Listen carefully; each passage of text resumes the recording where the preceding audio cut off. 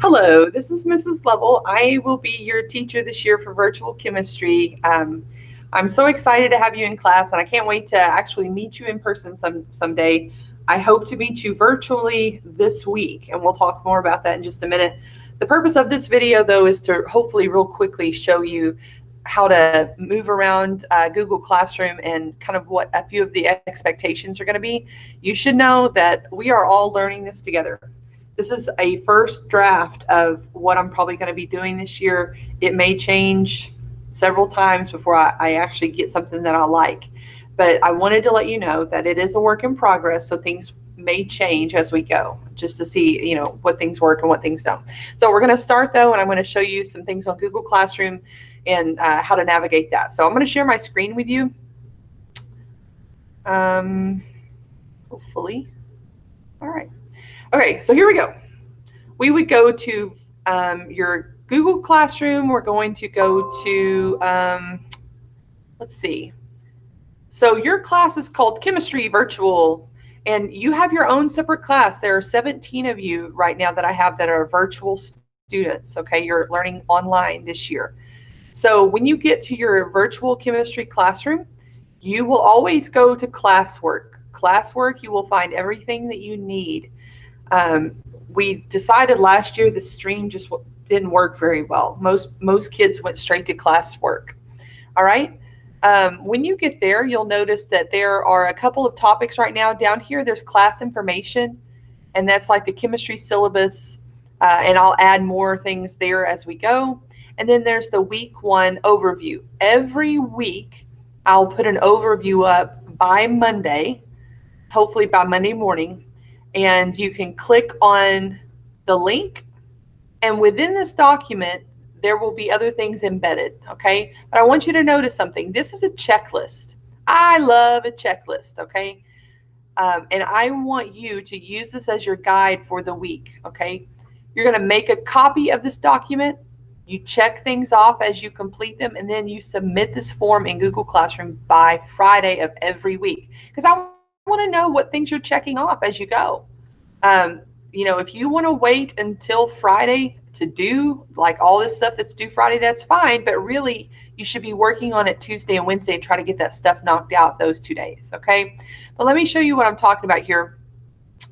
Thing number 1 for Monday of week 1 is to watch this video. Ta-da! Thing number 2 is to create a digital note card. Okay. And so what I'm going to show you here, though, is mine that I created. And then we'll go back to the other one. So this is the digital note card that I'm talking about. And this is what I will talk to my in-person classes about on Monday. They will do this as well. You're going to create a note card. Oops, I forgot to put my name. Anyways, your name should go right here. So I would put Mrs. Lovell. Totally forgot to do that. My birthday is September 3rd, 1977. Feel free to do the math and buy me a present, because that's coming up pretty soon. 3 random fun facts about myself. I have developed a deep love for Broadway musicals. I really enjoy riding bikes with my kids, and we have a beagle named Captain. When you get down to this part, things I would like Miss Lovell to know, this note card is for you to tell me things that might help me when I'm teaching you, okay? So I kind of made this with my online or my on-site kids in mind, but this could apply to your situation. What are some things that you would like for me to know? Do you like working online because you just like being home? Do you have a job? Do you have 2 jobs? Do you have siblings that you're taking care of? Just some things that you might like me to know that might help me better make assignments for you and help you with things, okay? 3 goals, academic and personal goals. I really do want to give you a great experience in chemistry this year. My personal goal is to drink more water, and my community goal, it kind of cut it off there, is I want to go see that new trail that they built in Gravit. Did you know there's a new trail? All right, so the next thing I'm going to show you is, let's see if I can get there. So we're going to go back to that document. that we were on. Okay, so you would click on digital note card right here. Okay, and when you click on that link, it pulls this up, and this is what you will use as your first assignment. You'll get this, you'll make a copy of it, and then fill it in. Fill in the spots with your info. Okay, and that's going to be your first assignment. So for Monday, you also need to sign an online contract. Okay, this online contract is here. And basically that you can read it for yourself later. But one thing I want to point out is this right here. You will be required to come to one in-person meeting with me per week via Google Meet. Okay, you must schedule this by Monday of each week. And it gives you some options, and I'll show you here in just a second how to do that. I want you to read through this document. You're going to sign it or type your name right there and then submit this. All right. So sign and initial the contract and then sign up for the virtual meeting. So what this is, it's a Google form. And when you click into that, it will give you this form that you'll fill out. I understand that I have to meet with Miss Lovell, and then you get to pick your time, okay, and submit the form. I do expect you to come once a week face to face. I will need to see your face once a week just so I can make contact with you, okay?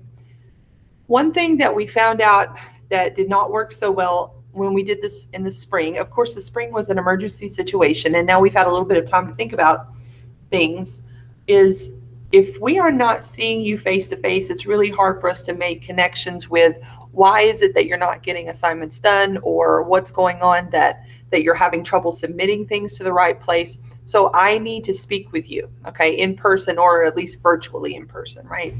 So you are expected to meet once a week. And because of that, that will be part of your grade for the week, every week, okay? So let's go back then and check out the rest of that. Let's see. I can do that. All right. So we'll go back to this part. Okay. If you just look at this, though, it tells you the rest of the week what's going to be going on. If you see these TBAs, that's to be announced or to be arranged or to be added. There are things that I will record during class, and I will add those videos after we do them in class. And if it's not a great quality video, I will probably just make it after school and add it on. So just so you know, if those videos are not up, like by Tuesday morning, look for them in the afternoon, okay? And then there will be notes and presentations that you can watch as well, all right? Let's see. I was trying to think, what else do we need to talk about? Oh, okay, yeah, I remember now. So let's discuss some other things that you need to be thinking about. One thing that we ran into last spring was kids felt like they got super overwhelmed with the material and the amount of work that was being given. The thing I need to remind you is this, even though you're online and that comes with a lot of flexibility, you get to really make your own schedule, and you could schedule your classes around if you're working or if you're having to take care of siblings. But it also comes with that flexibility comes with a lot of freedom, and you need to make sure that you're managing your time wisely, okay? You need to be allotting normal class time.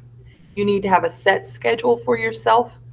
And if I am assigning 45 minutes worth of work per day, you need to make sure that you're allowing yourself 45 minutes worth of work for my class per day. Now, I can already tell you it's probably not going to be that much per day. But you need to get it in your mind that you're going to have a set block of time for every class that you have. Okay? So if you need to block out, if you know that your house is pretty quiet at 8 in the morning from 8 o'clock until 10 o'clock, you need to have that 2 hours set aside just to work on schoolwork. And then block off another couple of hours maybe later in the day. But you need to have a set time that you can get some schoolwork done every day. All right, that's my recommendation to you. We'll talk more later.